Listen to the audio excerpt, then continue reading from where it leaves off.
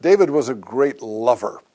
Oh, he loved women, and we can see that in a strong way. Even the women he shouldn't have loved, but he loved them in a strong way. But he also loved his children. And one of his favorite children was a man by the name of Absolom. Absalom, it seems from the Bible account, was a big, handsome man with a lot of hair. But he started to become concerned that brothers might take the inheritance that he wanted so that he could follow after his father David. And Absalom led a revolt. He went against his father. He tried to kill his father.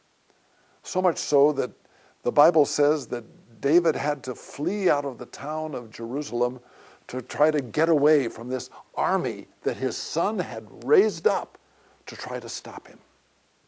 Well, it turns out that one of the generals of David's army, Joab was his name, was able to come across Absalom, who was, after the battle had started to turn, fleeing, and his hair was so big that as he was riding a donkey under a tree, his hair got caught in the tree, and there he was, hanging between heaven and earth, like this, stuck with his hair. And Joab came and saw him and knew that this was the person who was trying to kill his lord the king. And he took 3 stakes and he rammed them through Absalom's heart. Well, when he came to receive the news, the book of Samuel gives some of the most poignant words that are said by one person speaking of another.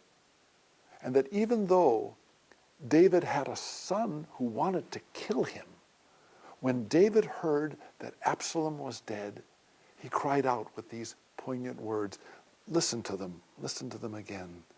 He says, "My son Absalom, my son Absalom,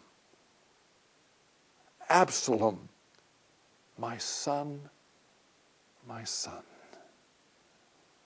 Oh, in our world of vengeance, in our world that so many times has a cheap understanding of love, may we think of David and his love for his son who tried to kill him.